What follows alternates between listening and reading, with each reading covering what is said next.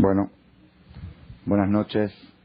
Hoy día, martes para miércoles, 17 de Heshvan, 5761. Esta conferencia es patrocinada, en honor al cumpleaños de la señora Paula Masri, que ella quiso que esta conferencia sea para Tzlajá y Berajá de ella y su familia.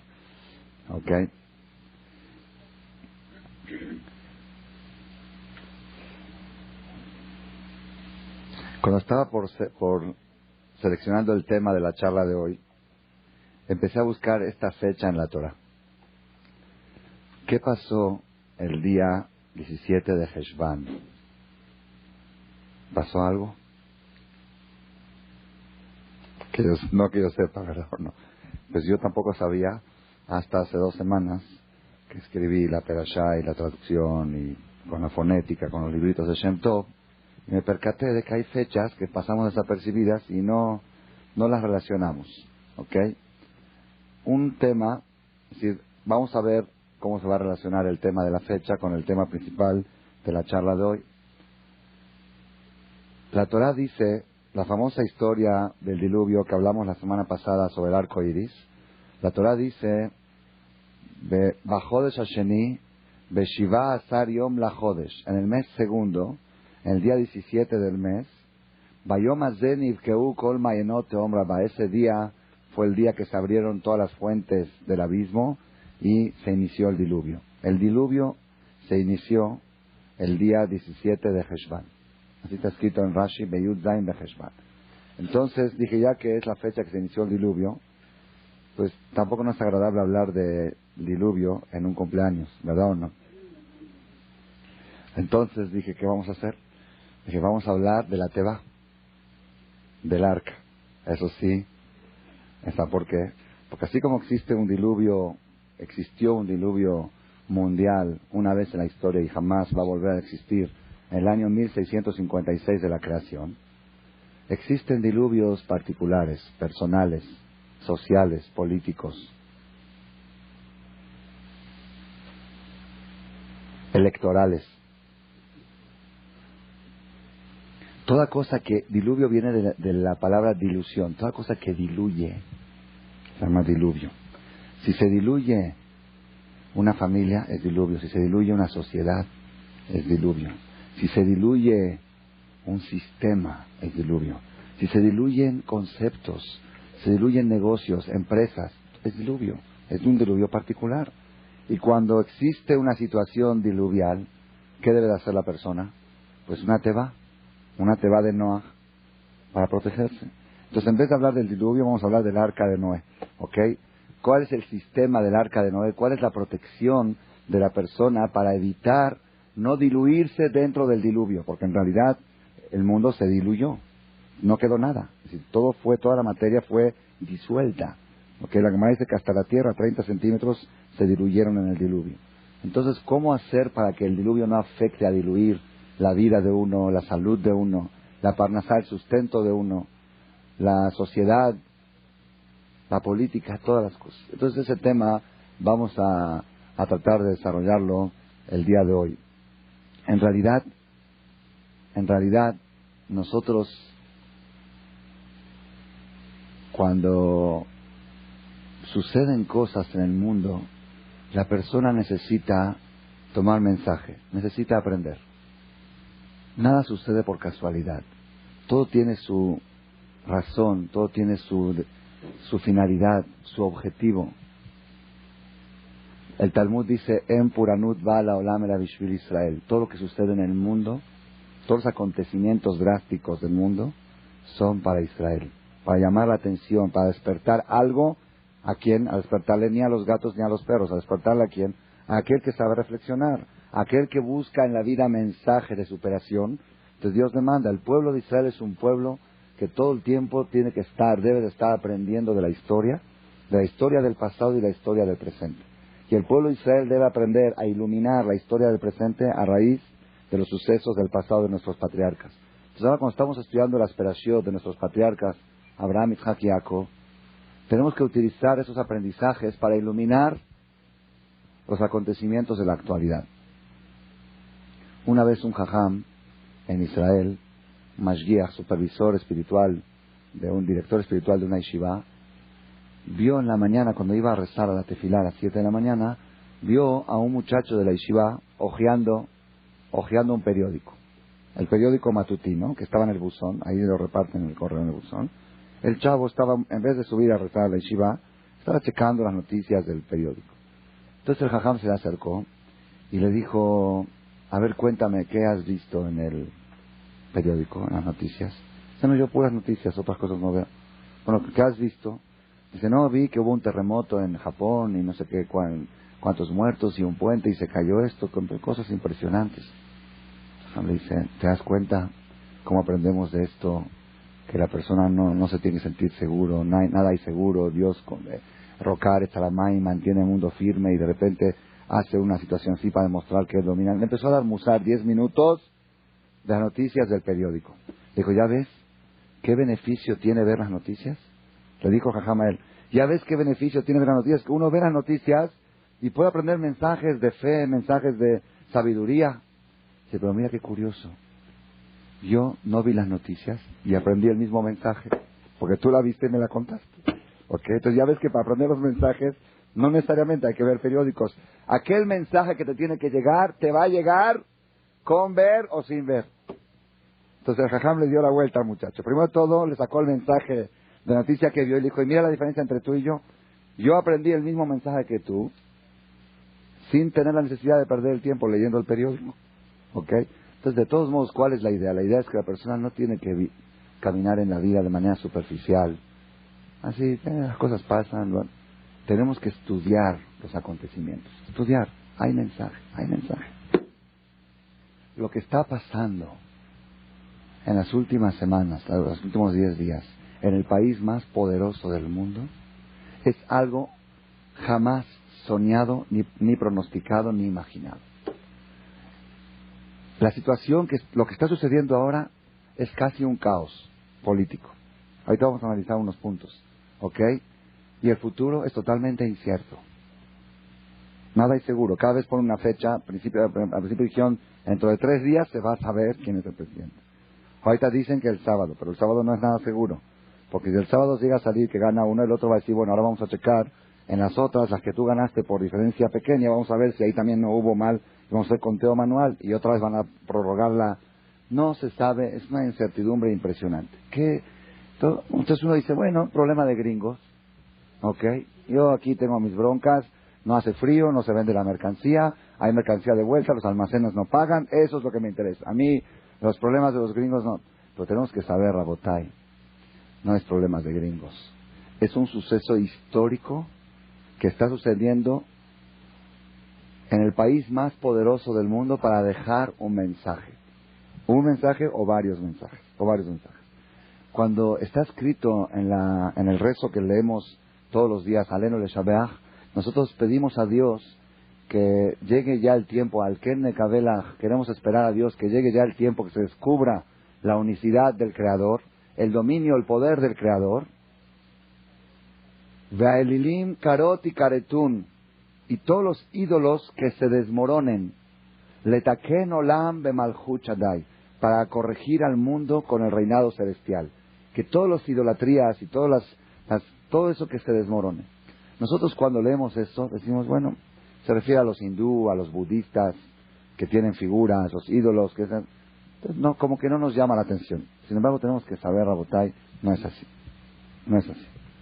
Cuando hablamos de ídolos, cuando hablamos de idolatría, ¿qué quiere decir idolatría? Idolatría quiere decir toda cosa que la persona deposita su fe en eso, que la persona cree que teniendo eso es más fuerte y más poderoso, eso se considera idolatría. Mucha gente tiene dinero para comer y para vivir y para subsistir. Sin embargo, trabaja y trabaja para tener dinero respaldado, para tener ¿por qué? Le preguntas, ¿por qué trabajas tan duro? ¿Por qué? Dinero es poder. Poder es idolatría. No hay poder. No es que la persona, lo que pasa es que si tengo dinero, cuando me puede pasar algo, me puedo proteger. Entonces tú crees que teniendo dinero te consideras más fuerte, que no te quieres y que te puede llegar a pasar algo, que teniendo el dinero te vas a proteger, pero si no, te va a pasar. Entonces ya no hay Dios, hay dinero. Entonces es idolatría. Eso es idolatría. Es el Elim. Cualquier cosa que la persona tiene pasión hacia eso, la persona tiene una sensación de seguridad teniéndolo y una sensación de inseguridad faltándole, eso se considera idolatría. Lo único que tiene que generar seguridad en la persona es Dios. Y lo único que debe de generar inseguridad es la distancia de Dios. Es lo único. Todo lo demás, las peores cosas le pueden pasar a los más ricos y las mejores cosas le pueden pasar a los más pobres. No hay. Hay gente que su idolatría es carrera. ¿Cómo yo sé que es idolatría la carrera? ¿Por qué? Porque están dispuestos a sacrificar todos los valores, toda la integridad familiar, están dispuestos a sacrificar el futuro de su hijo judío o goy, ¿ok? Pero que tenga carrera. Yo muchas veces le digo a la gente, más vale hijo sin carrera que carrera sin hijo. Al final, ok, 18 títulos, ya no tienes nietos. Ya son hijos de goy. Entonces, ¿qué era mejor? Arriesgaste la integridad de tu hijo. Entonces, eso es idolatría. ¿Qué es idolatría? No, pero mi hijo tiene que tener carrera a cualquier precio. Tiene que tener carrera. Porque si no, ¿de qué va a vivir? Ah, muy bien. La carrera le va a dar su parnasá. Con carrera, hijo millonario. Y sin carrera, hijo miserable. Eso se llama renegado. Eso se llama hereje. Eso se llama kafrut. Eso se llama que cambias a Dios por otro Dios que se llama carrera. Y así, nosotros sin darnos cuenta, nos convertimos en idólatras. Abraham Avinu fue el primer monoteísta del mundo. El primer monoteísta del mundo, lo leímos la semana pasada y estamos leyendo ahora en la Torah la historia de Abraham Avinu. Él, como cuenta la leyenda de la Torah, Abraham Avinu nació en un país idólatra, en un pueblo idólatra. La sociedad, todos, sin excepción, su papá, su mamá, sus hermanos, el rey, la política, todos creían en figuras, en muñecos. Y Abraham vino a los 3 años, se despertó y dijo, no quiero extender mucho la historia, es algo nuevo, novedoso para mí, que dice que cuando él nació, los astrólogos le dijeron al rey Nimrod era un rey muy poderoso, uno de los pocos reyes que gobernaron todo el mundo, toda la humanidad. El rey Salomón es uno, Alejandro Magno otro y Nimrod. Nimrod, le dijeron los astrólogos, hoy nació en casa de tu ministro Terah, nació un niño que va a destruir todo tu imperio y va a destruir todas tus idolatrías y toda tu ideología y toda tu filosofía y va a cambiar el mundo. Entonces él mandó a llamar a Terah y le dijo, toma $100 millones, dame a tu hijo que lo quiero matar. Se da cuenta que Terah le contestó, le dice, es como una persona que necesitaba un toro para arar la tierra. Un toro para arar la tierra. Entonces fue con el señor que vende toros, le dijo, oye, te quiero comprar el toro. Dice, ¿cuánto quieres por él? Dice, dame tu campo a cambio del toro. Si te doy el campo, ¿para qué quiero el toro? Si yo quiero el toro para arar el campo. Si te doy el campo, ¿para qué lo quiero? Dice, si yo me das $100 millones, ¿para qué son? Para heredárselo a mi hijo. Si te doy mi hijo y lo mato, entonces ¿para qué los quiero? Mejor me quedo con mi hijo sin los millones que con los millones. Así le dijo Terah. El rey le dijo, me lo tienes que dar, quieras o no quieras. Pero déjame pensarlo 3 días. Dijo, pero consta que si la decisión es negativa, te va a costar la vida a ti, a tu familia, y no va a quedar recuerdo, se va a borrar el apellido de tu familia. Ve y piénsalo, a ver si tienes lo que pensar. ¿Es o sí? ¿O sí? Como los hombres le dicen a las mujeres a veces. Piénsalo. ¿Qué piensas? ¿Qué alternativa le das? ¿Él se llama piénsalo? Así le dijo Terah. Nimrod, piénsalo, ¿me entregas a tu hijo o no? Entonces, ¿qué hizo Terah? Justamente en la misma fecha que se alivió su esposa, se alivió la muchacha, la sirvienta. Antes acostumbrada que eran como esclavas, vivían ahí y todo, se alivió la esclava. Entonces, ¿qué hizo? Agarró, dijo, ok, lo pensé bien, acepto la propuesta, aquí está mi hijo, con mucho dolor, pero para demostrar mi fidelidad al rey, tal, hizo todo el rollo, dijo, aquí está mi hijo. Agarró Nimrod, lo agarró así al bebé y lo aventó contra el piso y lo estranguló. Al momento lo mató, al momento, Ya estaba tranquilo. Pero Terach tenía miedo de que se lleguen a enterar de la... Entonces, ¿qué hizo? Lo escondió a Abraham, recién nacido, en una cueva. Una cueva, y en esa cueva hay versiones de qué manera se mantuvo ahí. Independientemente de todo esto, después de unos años, hay quien dice 3 años o 10 años, en ese tiempo la mente se desarrollaba más rápido, suponiendo la versión a los 3 años, 3 años después de haber estado en la cueva, salió Abraham Avinu, y lo primero que se preguntó, ¿de quién es todo esto? ¿Qué es todo esto? ¿De quién es el mundo? La pregunta más sencilla, que ningún niño se la pregunta, ¿por qué? Porque nació con ella. Como se acostumbró a ella y se educó a ella, y desde chiquito le dijeron, muñeco, muñeco, muñeco, pues creció y dijo muñeco. El hombre, como dijo una vez mi maestro, y se equivocó Darwin, que dijo que el hombre viene del mono. El hombre es mono. ¿Qué hace el mono? Copia, imita. ¿Ok? Todo el tiempo, muñeco, muñeco, corbata, corbata, corbata, camisa, camisa, camisa, moda, moda, moda. El hombre es mono, es chango. Entonces, pero Abraham Avinu tenía la ventaja de ser auténtico y original, de no ser mono. ¿Por qué? Porque él salió de la cueva con raciocinio, y la primera pregunta que se preguntó, dijo, oye, si tú entras a un palacio, ¿ok? O ves un barco, un crucero, lo primero, oye, ¿quién diseñó este crucero? Pues no, parece que la gran explosión hizo así, ¡paz! Se hicieron ventanas, dime, por favor, ya déjate de vacilar. Y dime la verdad, ¿quién lo hizo? No, así solito, parece que con las aguas, el choque de las olas, con las rocas, armaron este crucero con elevadores y con sistema eléctrico, computarizado. Es que, ya, déjate de pudrir y habla normal, ¿ok? Eso es, Abraham vino, lo primero dijo, todo esto, ¿quién lo hizo? Fue la primera pregunta que hizo, mi va la vida. Empezó a investigar, dijo, quizá el sol, quizá la luna, investigó hasta que llegó a la conclusión que existe un solo Dios, Hashem Echad, el monoteísmo. Antes de difundir su ideología monoteísta, Abraham vino, quiso demostrarle a su papá la idiotez, perdón por la expresión, y la tontería del culto que él cree. Su papá, Terach, era fabricante de muñecos, de ídolos. Era su business, era su negocio. Y le iba muy bien. Entonces un día dijo, tengo que enseñarle a este chavo a trabajar. Abraham vino, lo puso en la tienda y le dijo, ¿puedo trabajar? Entonces Abraham vino, llegó una viejita y le dijo, una viejita de 80 años, dijo, oye chavito, ¿cuánto cuesta ese muñeco? Le dice, $1,000. Dice, no, está muy caro, ¿no tienes uno más barato? Dice, hay uno más chaparrito, más barato. Ok, dice, ¿para qué lo quieres? Le preguntó el chavo a la viejita. Dice, ¿cómo para qué lo quiero? ¿Es Dios? ¿Es Dios? Dice, ¿cómo es Dios? Sí, es Dios que me creó, ese me creó a mí. Dice, perdóneme señora, ¿cuántos años tiene usted? Dice, 80 años. Dice, ese muñeco mi papá lo fabricó hace 24 horas, yo lo vi. Entonces, ¿cómo él va a ser su Dios? ¿Cómo va a ser su creador? Vino la viejita y dijo, chamaquito, tienes toda la razón, no me había percatado. Bye, bye. Y así iban llegando clientes, y a cada cliente Abraham vino le demostraba lo ridículo de lo que estaba. ¿Cómo va a ser tu creador? Si ayer mi papá lo creó, ¿cómo va a ser tu creador? Y así una tras otra no vendió nada. Pero Abraham estaba preocupado cuando el papá llegue en la noche y vea la caja vacía. Le va a decir, es un mal vendedor, no sé qué. Y quería dar una lección a su papá. Entonces, ¿qué hizo? Pues ahí está la historia famosa. Agarró un machete, un garrote, ¿ok? Y destruyó todos los muñecos del padre, todo el business. Cientos de miles de dólares en un segundo los deshizo, ¿ok? Pero dejó al más alto, al más fuerte lo dejó. Trajo una olla de comida, le puso el garrote en la mano.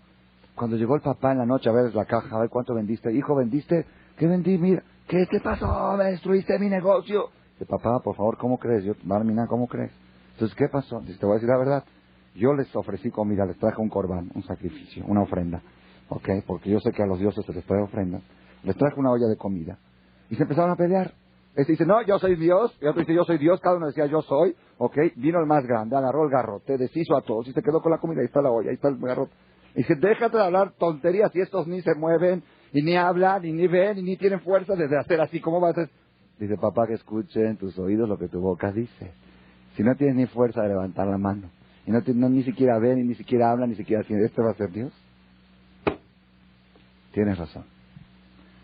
Se tuvo que escapar, el papá se tuvo que escapar con toda la familia porque eran los locos, eran los raros, tenía razón, pero era el raro, ¿ok? Y así después Abraham Avinu se fue a Canaán y empezó a difundir sus ideas monoteístas. A donde iba Abraham Avinu, están todos equivocados, todos no tienen, esta es la idea, hay un solo Dios, Hashem Echad.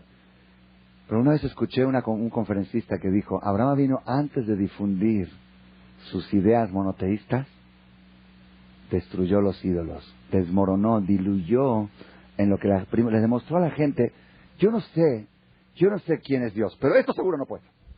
Eso es lo que dijo, esto seguro no puede ser. No, es como una vez dijo mi maestro, dice, hay gente que pregunta quién hizo el mundo. ¿Quién hizo el mundo? ¿Ok? Mi maestro dice, yo le doy una respuesta, tú seguro no. ¿Estás de acuerdo? Pues ya, van a caminar. Ahí tú seguro, la respuesta es que eres dueño del mundo, tú seguro no lo has hecho, ¿verdad? Es como aquel que pasa por la calle y ve un edificio en construcción, en obra. ¿Cómo ponen un cartel que dice, construye fulano, arquitectos asociados estos, ingeniero tal, número de licencia tal, todo bien? Un día vino un viento y tiró el cartel. Alto. Entonces no había cartel, no había letrero, no había. Pasa uno y dice, oye, este edificiote, ¿de quién será? Pues no hay cartel, qué raro. ¿De quién será?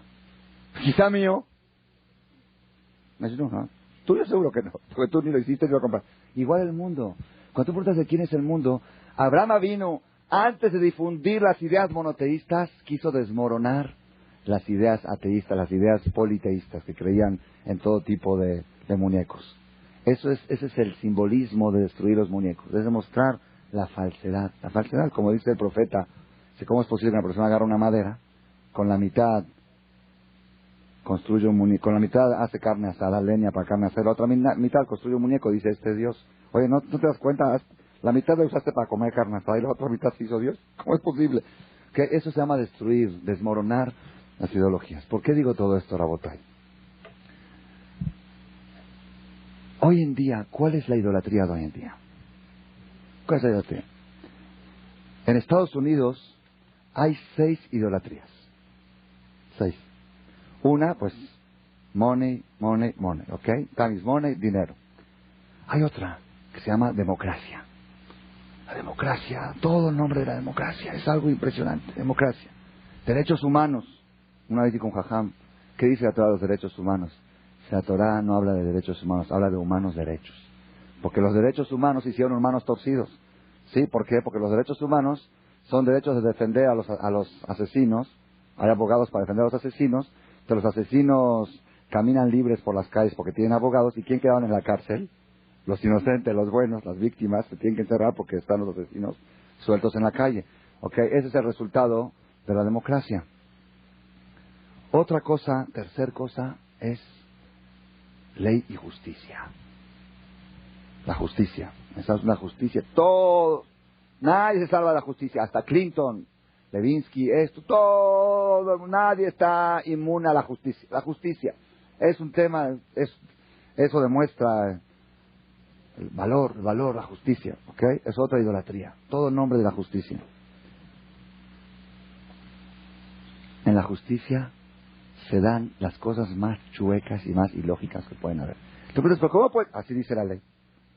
Oye, pero es ilógico. Así dice la ley. Está respaldado por la ley. Una vez les conté, no sé si aquí, en una charla, una vez una persona trajo contrabando, mercancía de contrabando de países árabes. Metió mercancía de contrabando. Cuando llegaron al juicio, en Israel en ese tiempo, los primeros años, regía la ley inglesa. La ley ellos siguieron la ley, como estaba en el tiempo del mandato, siguieron con la ley de los ingleses. ¿Ok? Entonces este señor trajo contrabando, merece cárcel, porque eran cantidades muy grandes. Merecía cárcel, multas y todo. Viene el abogado de él, empezó a buscar, encontró una defensa. ¿Cuál es? La ley dice, prohibido traer mercancías de contrabando ni por mar ni por aire. ¿Cómo se puede contrabandear en Inglaterra? O por mar. En Inglaterra es o por mar o por aire. ¿Ok? Así decía, porque es isla. Así decía la ley. Dice, este señor no trajo ni por mar ni por aire, por tierra. Inocente. Fue declarado inocente. Pues tiene razón. La ley no prohíbe por tierra. La ley dice por mar y por aire. Bueno, Roge, pero ¿entiende cuál es la ideología? No hay ideología. Así dice la ley. Por eso digo, esa es otra idolatría. La ley. Nadie está por encima de la ley. La ley puede ser chueca como sea, nadie está por encima de la ley. Es el tercero. El cuarto ídolo en Estados Unidos es la política. La política es Eso de partido, demócratas, republicanos. La política ahí es algo más adorable. ¿Ok?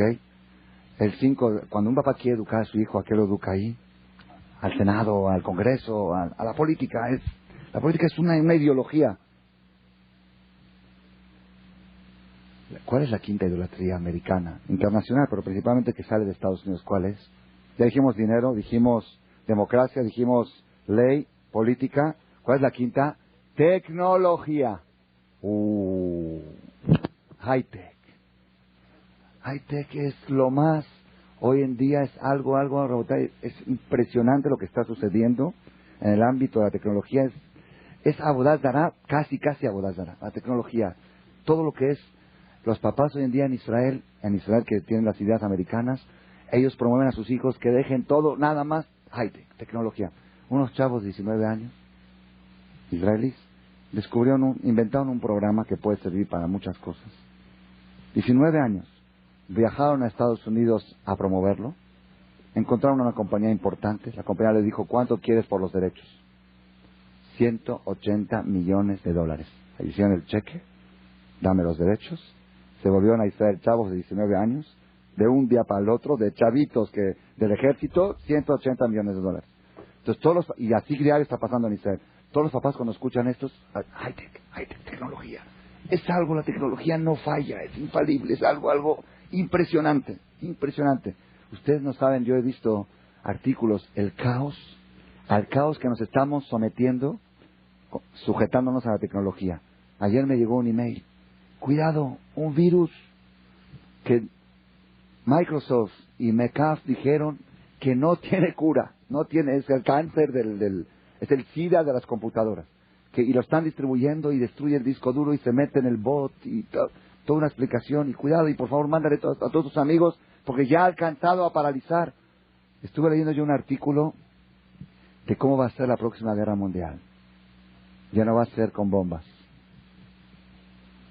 Saddam Hussein está programando con 30 tecnólogos de lo más alto, pagándoles millones y millones de dólares, a buscar cómo penetrar en los sistemas secretos de Estados Unidos, paralizar toda la línea ferroviaria, apagar las luces de todo Estados Unidos, hacer un caos. Si te logras meter ahí y violar los códigos secretos, que ya hay algunos que los han logrado, han escuchado seguro. Un chavo israelí de 18 años se metió a la Casa Blanca, lo llevaron, se hizo muy famoso en esa época, 16 años, ¿ok? Entonces todo esto, pero es Avodat Zará. Avodat Zará, el poder que tiene la tecnología es Avodat Zará. Y la última Avodat Zará, la última de todas, es CNN. Los medios de comunicación es algo... ¿Por qué les digo Avodat Zará? Estaba leyendo unos artículos antes de las elecciones en Estados Unidos.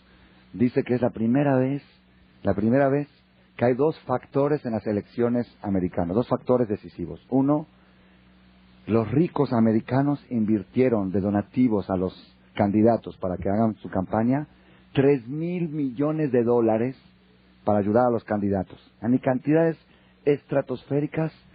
La primera vez que tanto dinero, que se está manejando la política con dinero. Y segundo, que las encuestas y CNN es Avodat Zará. ¿Cómo estaba Bush y Al Gore antes de la elección?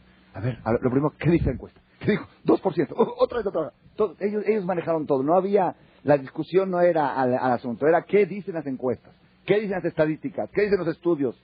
Y los encuestólogos parecen dioses para los políticos. Les tienen irat shamaim a los encuestadores. Le tienen pavor. Y a los periodistas también ellos saben que si quieren triunfar en la política, en la carrera, se tienen que llevar bien con los periodistas y con los encuestólogos. Porque de ahí depende el éxito de cualquier político. Es la última Avodat Zará nueva de la era moderna. ¿Ok? Los medios de comunicación. ¿Ok? ¿Qué ha pasado en estos últimos 8 días? Los 7 ídolos se desmoronaron. Los 6 que decimos, los 6, ¿ok? El dinero, $3,000 millones invertidos. Bueno, por lo menos que tengamos un presidente. Mafi presidente. ¿Y cuándo va a haber? Mahada Ares, nadie sabe. Bueno, y toda la lana, pues no sé. Quizá van a volver a hacer elección, nadie sabe. Bueno, ¿y billete? No hay billete, no hay. El billete no sirvió para nada. Usted destruyó un ídolo. El segundo ídolo, la democracia. La democracia. Se hizo, miren, para que vean ustedes hasta dónde, cuántos shekels, cuánta falsedad. ¿Cómo empezó la cosa? Empezó así. Anunciaron que ganó Bush. ¿Ok? Ganó Bush. Oh. Le habla Al Gore para felicitarlo. Qué fácil. ¿Ya vieron que gentleman, caballero, le habla a felicitar a su compañero? Te felicito por haber ganado. Después de una hora se enteran que, espérate, no es seguro, parece que hay una duda ahí en Florida. Le habla otra vez para retirar su felicitación. Ay, Roy, ¿para qué te felicitas? Déjala.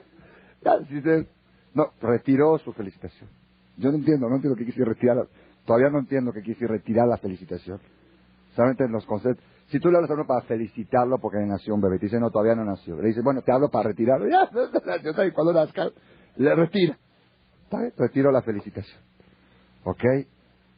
Viene Bush, viene Al Gore y dice, acude a los medios judiciales, hacia la justicia, a la corte, para denunciar que hubo anomalías en las elecciones y que por lo tanto no es válido el resultado a favor de Bush. Viene Bush y se enoja y arma un escándalo. Dice, ¿desde cuándo el Poder Judicial decide quién va a ser presidente? Eso ya no es democracia. La democracia que dice, ¿quién decide al presidente? Del pueblo. Si tú vas a decir que los jueces van a decidir quién va a ser presidente, pues ya es dictadura, ya no es democracia. Eso no es democracia. El Poder Judicial no puede decidir el Poder Legislativo. El Poder Legislativo lo decide el pueblo. Y si en las elecciones salió este presidente, ¿cómo puedes involucrar a la justicia y a la corte? La corte está para juzgar a asesinos, a robos, a eso, pero no para juzgar, no para decidir quién va a ser el presidente del país. Eso es democracia, es antidemocrático. Hizo una campaña antidemocrática y todo el mundo lo apoyó. Tiene razón. Si vas a empezar a atentar, estás atentando contra las bases, contra los cimientos de la democracia. Está algo. Bueno, está bien. Al Gore insistió y como tiene palancas en Florida porque ahí dominan los demócratas, entonces dijeron, ok, que van a checar manualmente, van a checar una de las urnas. Checaron manualmente y encontraron que la máquina, tecnología, falló, no detectó unos agujeritos, unos hoyitos. Como la máquina lo detectó, en esa urna, entonces vino Al Gore y dijo, si en esta urna hubo esta falla, puede haber también en otras urnas. Pues hay que seguir contando manual.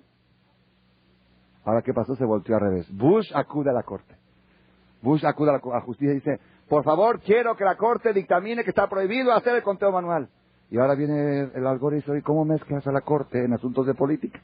¿Por qué pasó ahora?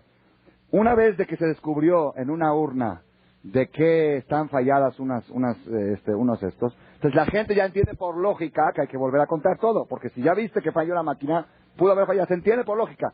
Ahora que la gente entiende por lógica, interviene la ley en contra de la lógica. Ya dijimos que ley y lógica no van juntos, ¿ok? ¿Entendieron lo que está pasando? Antes la gente entendía a favor de Bush, entonces Al Gore reclamó la justicia es en contra. Ahora que la lógica está a favor de entonces le preguntaron a Bush, ¿no dijiste tú que el Poder Judicial no tiene que intervenir en la política? Sí, pero esto no se puede hacer, esto no es justo. No es justo por eso. La lógica dice que si está mal el voto, pues hay que contarlo otra vez, es fraude. De Kitzur, en síntesis, miren cuántos dioses se han desmoronado. Miren. El dinero ya dijimos, los 3,000 millones de dólares, quién sabe qué va a pasar con ellos. Los que se invirtieron, quién sabe qué va a pasar, todavía no hay presidente. Segundo, la democracia, no hay democracia. ¿Quién decide? ¿El pueblo? ¿Dónde está el pueblo? ¿Dónde está la mayoría? No sabemos si hay mayoría, si no hay, ¿qué hacemos? No saben qué hacer. Es la primera vez en la historia que un país tan importante no tiene presidente. ¿No saben? ¿Quién es? ¿Quién es el presidente de Estados Unidos hoy? Al-Abare. Solo Dios sabe. El único que sabe hoy en día quién es el presidente es Dios. El único. Tercero, la ley. Se está viendo lo ridículo de la ley. ¿Dónde está la ley? Si la ley dice que sí, que se cuenta manual, que no se cuenta manual. Hay lógica, Roja, y no hay lógica, la ley. ¿Ok? Cuarto, la política. ¿Ok? La política, que yo quiero que mi hijo sea presidente. ¿Qué quieres que sea? ¿Saben la vergüenza que ha pasado Bush y Al Gore los dos? Con todo esto, parecen niños que están peleando. Felicitación, retiro la felicitación, la mando, conteo. La quinta es la tecnología.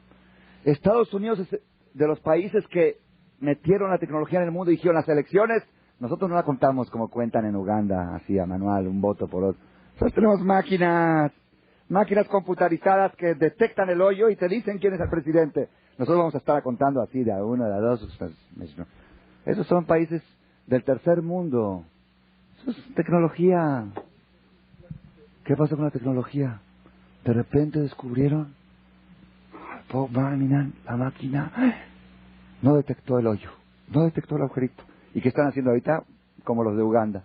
1, 2, tal. ¿Saben qué vergüenza es eso para la tecnología americana?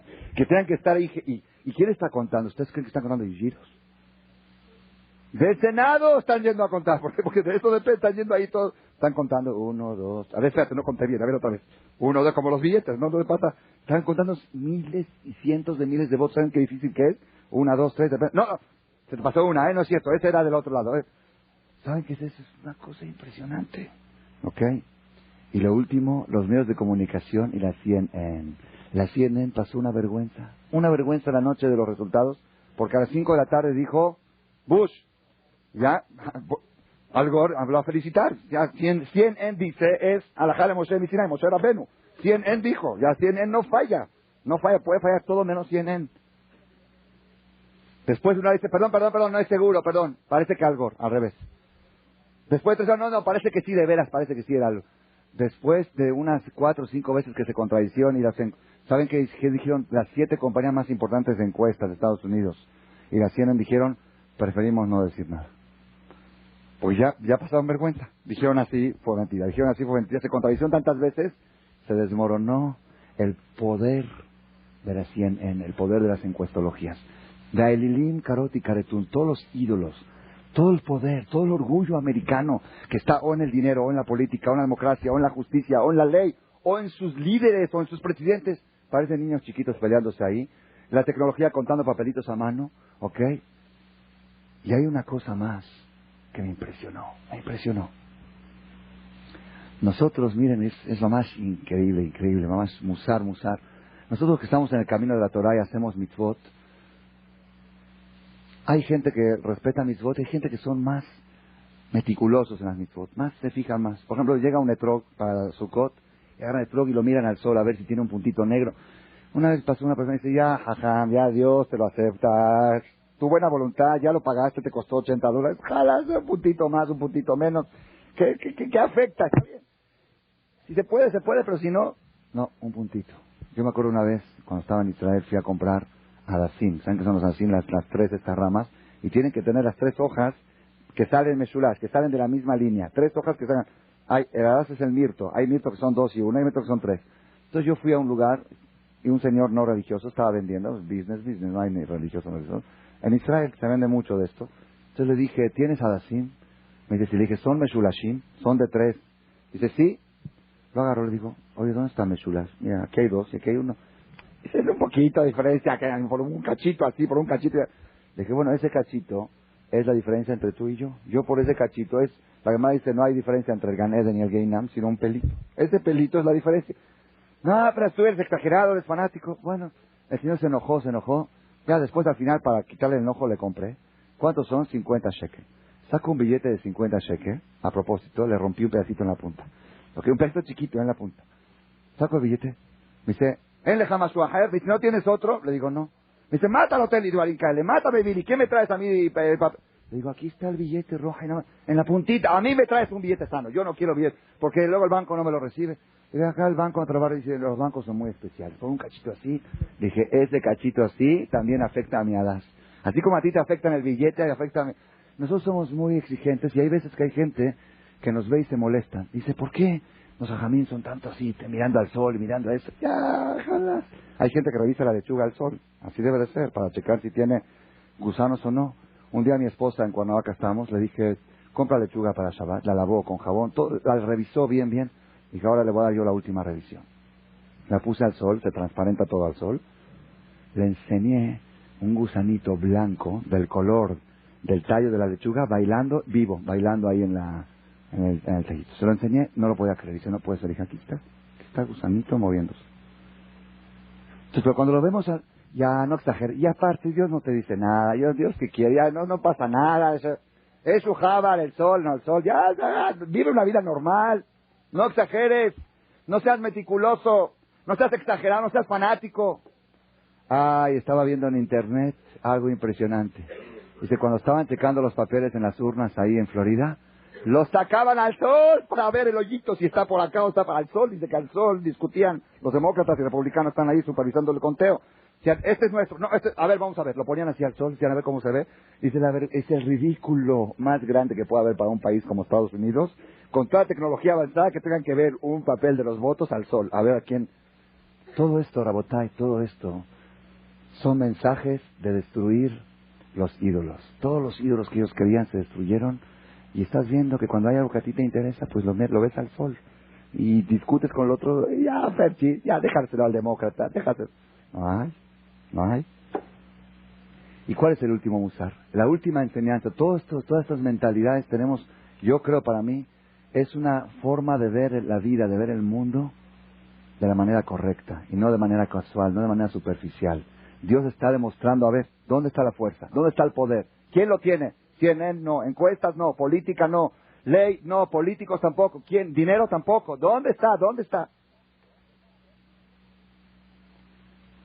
El día de las elecciones, yo vi artículos en un periódico de Israel, lo veo por internet, cómo se burlaban de Clinton. Así se burlaban porque ya quedó solitario, les gusta hacer chistes de los presidentes salientes, como que ya antes era el hombre más famoso y de un día para el otro se hizo el... ¿Quién es el único que está feliz ahorita? Dice, mientras no se sepa quién es, pues sigo siendo yo. Pues así es la cosa, ¿no? Así es la ley, ¿o no? Que todo el mundo ya estaba esperando que se vaya. Ya, queremos olvidarlo con todos los escándalos que hizo. Señores, mientras no hay nadie. ¿Y mientras no hay nadie, ¿quién sigue? Pues yo creo, ¿no? El que está antes, o quién sigue manejando el país, o nadie. Pero tiene que manejar el que estaba antes. Ay, la Gemara cuenta que cuando David Amelech le preguntó a Dios, quiero saber qué día voy a morir, Dios le dijo, no te puedo decir, nadie puede saber la fecha que va a morir. ¿Por qué? Porque parte de la entrega a Dios es saber que tu vida está pendiente de él. Pues tú tienes una fecha segura, pues ya, vives tranquilo, y los últimos años haces teshuva, ¿ok? Entonces no sirve. Dijo, bueno, dime nada más, ¿en qué mes? Por ejemplo, el mes de Tevet, Shevat, un mes. Pero no tampoco, porque cada vez que pasa ese mes tienes 11 meses seguros. No puedes tener 11 meses seguros. Bueno, dime en qué fecha, en qué día del mes, el día 23. Dice, no, porque desde el 24 hasta el otro 23 estás seguro, tampoco sirve. Dijo, bueno, nada más dime qué día de la semana. Dijo, eso sí, por ser tú, David, a ti sí te voy a decir. Cualquier persona ni eso puede, porque si tienes 6 días seguros, ya no puedes servir a Dios bien. Cada día tienes que sentir que estás pendiente de Dios la vida de mañana. Pero David Amelech, por su nivel, Dios le dijo, te voy a avisar que día vas a morir Shabbat. Entonces, ¿qué hacía David? ¿Qué le dijo David a Dios? Le dijo, ¿sabes qué, Hashem?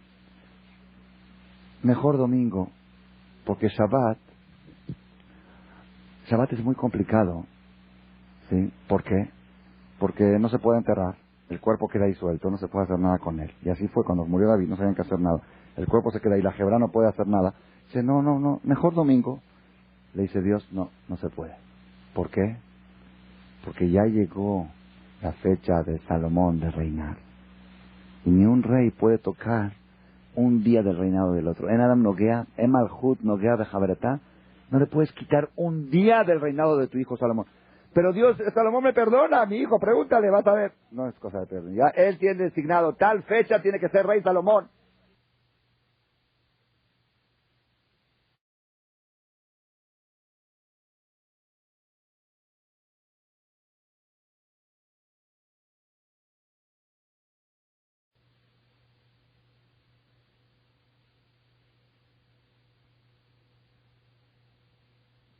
Uno después no puedes porque ya le toca ser rey a Salomón, y uno antes no puedes porque yo prefiero un día que tú me rezas vale más que 1000 días del rey Salomón. Y al final murió en Shabbat. Y ahí aprendemos que nadie puede tocar un pelito de lo que le toca al otro. Todos ya veían a Clinton afuera, ya estaban los chistes sobre él, ya están. Y el hombre ahí sigue, Medio Oriente, arreglando problemas, asuntos, y todavía no se sabe quién es el presidente. Otra prueba que el que maneja el mundo es Dios, sino ni la democracia, ni las elecciones, ni las encuestas, ni el dinero, ni la tecnología, nadie. Dios va a decidir qué día ese hombre va a dejar. Es el hombre, el presidente que más escándalos personales ha tenido en la historia. Reelecto.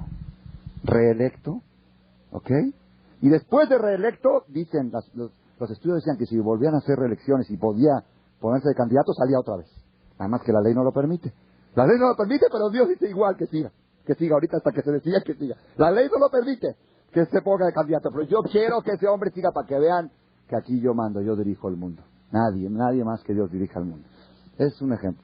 La última cosa, el último mensaje que quiero transmitir relacionado con las elecciones esto me lo dijo mi papá, todos los demás los analicé solito.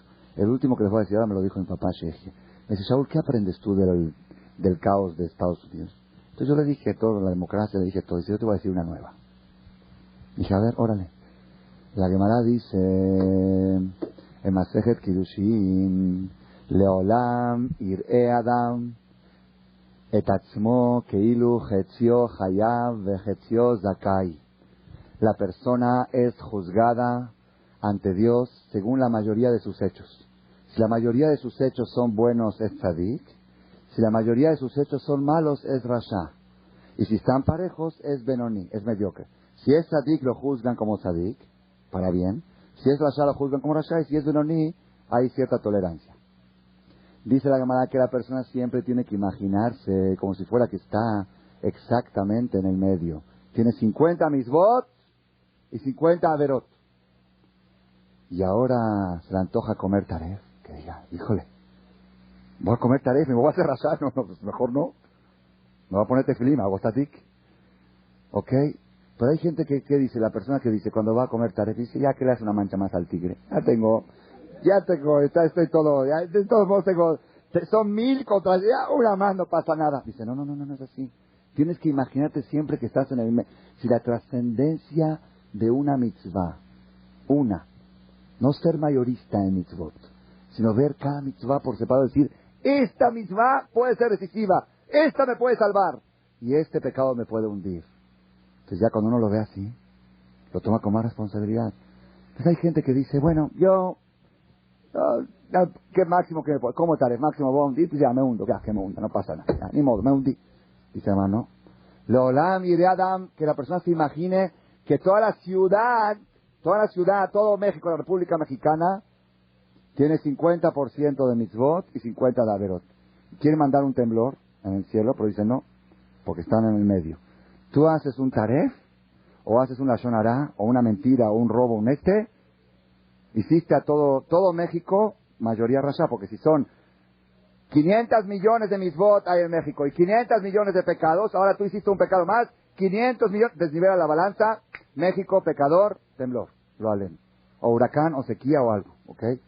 Pero si tú vas y te pones tefilín, puede ser que con ese tefilín que le pusiste, cambiaste el destino del país. Ya es más responsabilidad. Yo me puedo hundir, pero no puedo hundir un país entero. Hay gente que, ¿sabes qué? Ya a México ya no importa, que se hunda, no me importa.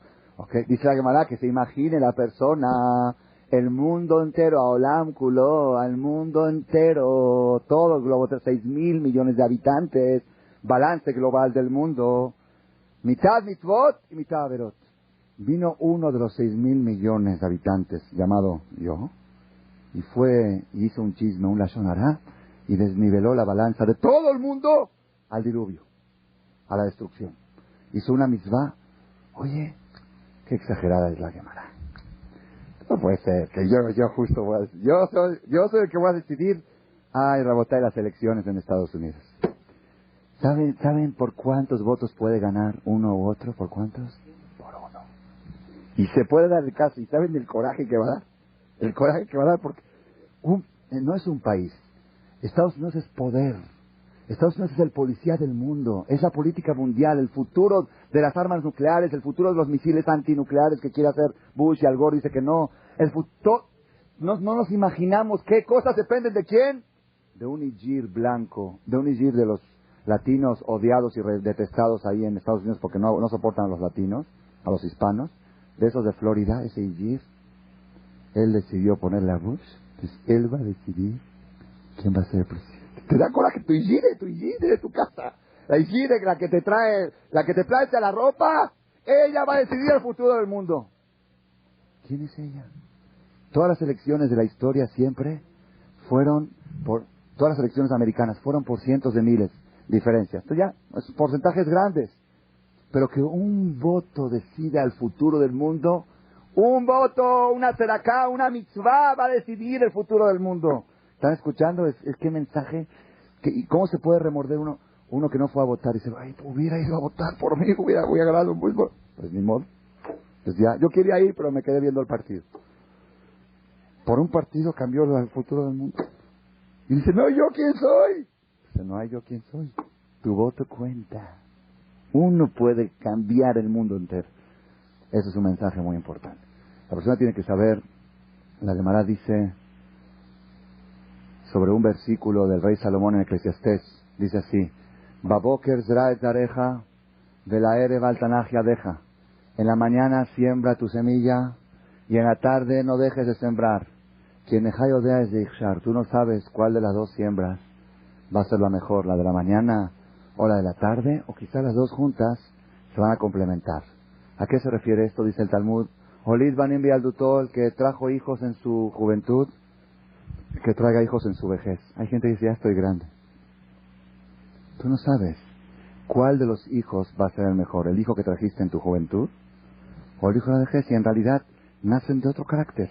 Del mismo papá, la misma mamá, hijos que nacieron los primeros y los últimos son diferentes porque es otro temperamento. Tú no sabes cuál de los dos va a ser mejor. O quizá los dos se van a complementar, lo que a uno le falta, al otro la complementa y van a ser una pareja ideal. Entonces no dejes de procrear, así dice el Talmud. Un rabino que enseñó Torah a alumnos en su juventud, que enseñe Torah a alumnos en su vejez, porque no sabe si los alumnos de la juventud van a trascender, o los de la vejez, o se van a complementar unos a los otros. Eso lo dice el Talmud. Pero hay una cosa que dice el Talmud que poca gente lo sabe. El mismo Talmud sobre este versículo. ¿Qué quiere decir? En la mañana siembra tu semilla y en la tarde vuelve a sembrar. Dice el Talmud, el Midrash, hace 2000 años. ¿A qué se refirió el rey Salomón cuando dijo, en la mañana siembra y en la tarde no dejes de sembrar? El que hizo tzedakah en la mañana, que haga tzedakah en la tarde. Porque no sabes cuál de las dos Dios te la va a contar. ¿Cuál de las dos te va a salvar? Si la de la mañana o la de la tarde, o las dos juntas van a ser la fuerza para tu protección y tu salvación. Nunca digas ya hice mucho. Nunca digas ya es demasiado. Tú no sabes, quizá el punto adicional que vas a hacer, ese es el que va a desnivelar la balanza a tu favor. Esa es la elección, ese es el demócrata o republicano, ese va a decidir quién va a ser el futuro de toda tu vida. La persona no sabe.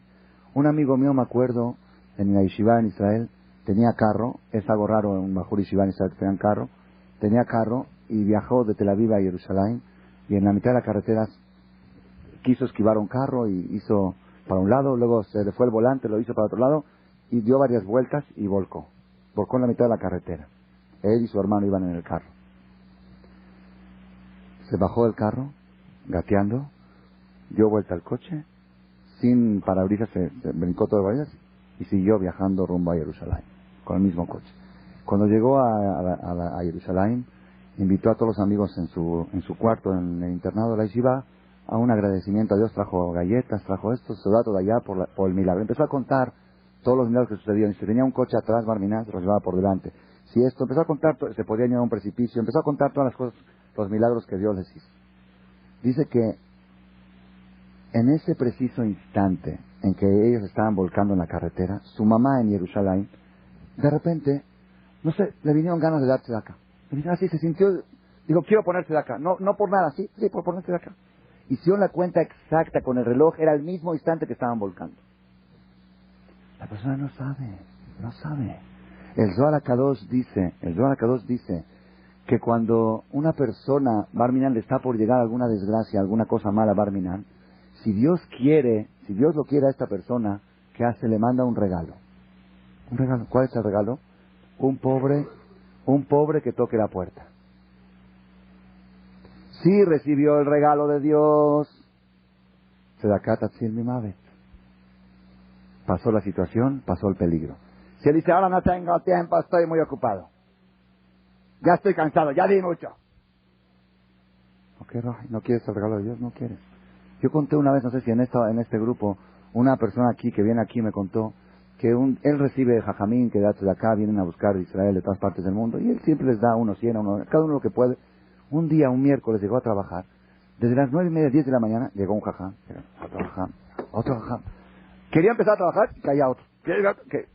Decía, quería, no podía. Y él no tiene horarios fijos, ¿ok? Porque, entre paréntesis, es muy bueno poner horarios fijos, porque entonces el jajam sabe que a esa hora lo va a recibir seguro. Pero él no tiene horarios fijos y no podía trabajar. Dijo, de repente, a las 12, tocan la puerta a la secretaria. Dice, señor. Y él le dijo, ya, Dios, por favor, que no sea un jajam. Por favor, ya. ¿Quién es? No era jajam, era hakume. Suenan igual, parecido. No jajam, hakume. Hakume, auditorías, relajos, balagán. Se tardó 3, 4 meses. Y él dijo, yo sé por qué me pasó esto. Dios dijo, ¿no quieres un jajam? Ese día tenía que haber hakume, y cada jajam que entraba no dejaba entrar al hakume, porque este de acá de acá protege. Entonces entraba uno, entraba otro. Dios mandó todo el día, ese día dijo el sistema para protegerlo, que no le caiga auditoría, es que todo el día lo esté molestando con tzedakah, todo el día, hasta que los otros se desesperen y se vayan a otro lado. La tzedakah es escolta, es guardaespaldas. Les dijo, por favor, Dios, que no sea jajam. Digo, ¿no quieres jajam? Falta jacume. Ahí está. ¿Saben qué me dijo él? Dice, ahora cada vez que mi secretaria toca la puerta, digo, por favor, Dios, que sea un jajam, por favor. Nada más que sea eso y no lo otro. ¿Ok? Porque le costó mucho trabajo zafarse de eso. Moray Barabotay, a la persona a quien le está haciendo favores. La persona tiene que saber cada vez que Hashem le manda a alguien a pedirle una ayuda, ya sea de acá, ya sea un favor, no te niegues nunca. ¿Por qué?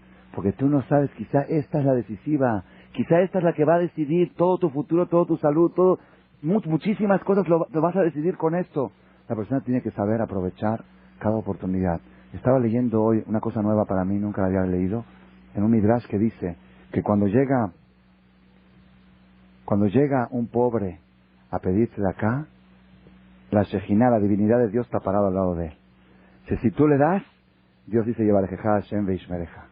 Y si tú no le das, viene la otra parte y dice otra cosa, no quiero decir, ¿ok? Entonces, cada vez que viene alguien a pedirte, tienes que pensar, no vino alguien a pedirte, vino Dios acompañando a ese alguien para darte una veraja. ¿La vas a rechazar? Pero hay gente que dice, yo ya tengo mucha veraja, yo ya di mucha acá. ¿Quién sabe? Sí, es cierto que has dado mucho, pero quizá esta que vas a dar ahora, esta es, si en la mañana diste, vuelve a dar en la tarde, y si en la tarde diste, da en la noche, y otra vez en la mañana. Nunca te prives, nunca digas ya hice mucho, porque no sabes cuál va a ser el voto que va a decidir el presidente de los Estados Unidos. Ese musar, vamos a cerrar como dijimos, el diluvio de Noah del arca. ¿Para qué Noah hizo un arca? ¿Para qué? ¿Para qué? Para salvar la especie, para conservar la especie. ¿Cuánto medía el arca? 150 metros de largo, como toda la calle de Marcela de largo, 50 metros de ancho, el doble del ancho de la calle de Marcela, y 30 metros, ¿y cuánto? 15 metros de alto, que es más o menos como un edificio de 5 pisos de alto, ¿ok? Ese era el tamaño. Dice Ramban Nechmanides, si hubieran hecho 50 tebas como estas, no alcanza a albergar toda la especie. No alcanzan. Eran 7 vacas, 7 vacas y toros, 7 vacas y 7 toros, ¿ok? De todos los animales kasher, 7 parejas, de elefantes, de todo había, hasta duendes había también en la teba, así está escrito en los foros. Dice, no caben. Entonces, ¿cómo cupieron? Dice Ramban, fue milagro que en un lugar pequeño cupo mucho. Entonces preguntan, si de todos modos Dios necesitaba hacer un milagro para salvar, entonces, ¿para qué lo volvió loco a Noah Hazito, que haga teba y que le haga un milagro, que lo haga volar en el aire, ahí está Noah, ¿ok? Y después cuando acaba el diluvio que lo regrese. Si de todos modos necesita un milagro. Dicen, así explican, escuchen Rabotai, la persona cuando vienen momentos de diluvio, momentos de desastres, momentos de crisis, de cualquier tipo de crisis, no merece, aunque sea tzadik, no merece que Dios lo salve. ¿Por qué? Porque cuando ya viene la crisis, arrasa con todo. Se lleva, porque siempre le encuentran al tzadik también un punto negativo y se lo llevan junto con todos. Así es la ley, es un reglamento. Como vimos en el Holocausto, como vimos en otras ocasiones, en la destrucción de la Navidad. Entonces, ¿qué? Noah necesitaba de una protección constante para que el diluvio no lo diluyera a él también. ¿Cuál era la protección? Estuvo 24 horas al día dedicado ¿a qué? A atender a los animales. Así trae el Midrash, que le preguntó, Abraham vino y le preguntó a Shem, el hijo de Noah, dime cómo estuvo la onda en la Teba. Dice, ¿cómo estuvo la onda? Fue 1 año duró el diluvio. Dice, 1 año no dormimos de noche. Hay animales que comen a las 2 de la mañana, otros a las 3 de la mañana, otros comen esto, otros se enojan. Dice, atender a todas las especies y darle a cada una su comida en su horario. Un día se le olvidó de darle la comida al león en su tiempo fijo y lo mordió. Por eso dice, Baishar Noah salió cojo de la teba Noah. ¿Por qué salió cojo? Porque lo mordió el león. Entonces, ¿qué quiere decir? Estuvo Noah 1 año entero dedicado ¿a qué? A ayudar, a dar. A dar. ¿A cambio de qué? De un mordisqueo del león. Eso es dar. Eso es dar. Dar a aquel que no sabe agradecer, que no puede. Los animales no saben agradecer. ¿Ok? Esa es la protección. Cuando hay gente que dice, a mí me encanta dar, me encanta ayudar. Todavía no he encontrado a alguien digno de recibir mis favores. Pero cuando encuentre, yo con mucho gusto. Pero este desgraciado, este malagradecido es dar. Tú tienes que dar igual como Dios da. ¿Dios a quién le da? ¿Al que merece? ¿O al que no merece? ¿O a todos? ¿Ok? Y aquellos que le insultan a Dios igual les da vida y les da salud. ¿Ok? Así tienes que aprender de él. Ese es el dar. Eso es lo que lo protegió a Noah. Ese es el arca que protege del diluvio. Moray Brabotay, este mensaje yo quiero transmitirles la noche de hoy. La persona nunca tiene que decir basta. Nunca tiene que decir suficiente. Nunca que diga ya he hecho mucho. En todo. Ya sea en mitzvot, ya sea en tzedakah, en todo. ¿Por qué? Porque tú no sabes en qué situación te encuentras en el cielo tú. Y si tú eres tzadik, quizá México está en la mitad. Y si México es tzadik, quizá el mundo está en la mitad. América y quizá este acto es el decisivo, como lo estamos viendo en las elecciones en Florida, que un voto de un Ijir puede ser que marque el futuro de todo el mundo, de toda la política mundial. Esa es una de las enseñanzas más importantes que me dijo mi papá Shihye y que se las transmito a ustedes. Ojalá que aprendamos a valorar nuestras acciones y a darles el valor correcto de cada cosa y cosa que hacemos. Amén. La queremos.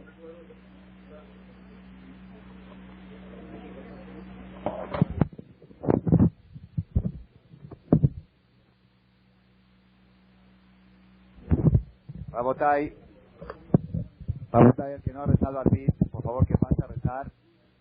Y el que ya ha rezado, que pase a completar el minyan para hacer una mitzvah más y desnivelar la balanza. Un voto más, a favor. Gracias por su atención a este shiur del Rav Malech. Les recordamos que pueden visitar la nueva página de shemtov.org en el internet www.shemtov.org. Actualmente la página cuenta con varias secciones: noticias sobre las actividades del Shem Tov a nivel mundial, escuchar o bajar las últimas conferencias del Rav Malech, escuchar o bajar la halajá del día, imprimir o estudiar desde su computadora la perashá de la semana, estudio diario de Gemara, Daf Yomi en español, sincronizar su iPod con podcast, un manual para crear su propio CD de las conferencias que existen en la red, adquirir libros con entregas internacionales con la metodología del Rav Malech de español, fonética y hebreo simultáneamente, así como ubicar las ciudades en donde se reparten CDs a nivel mundial. Es que la misbot y muchas gracias.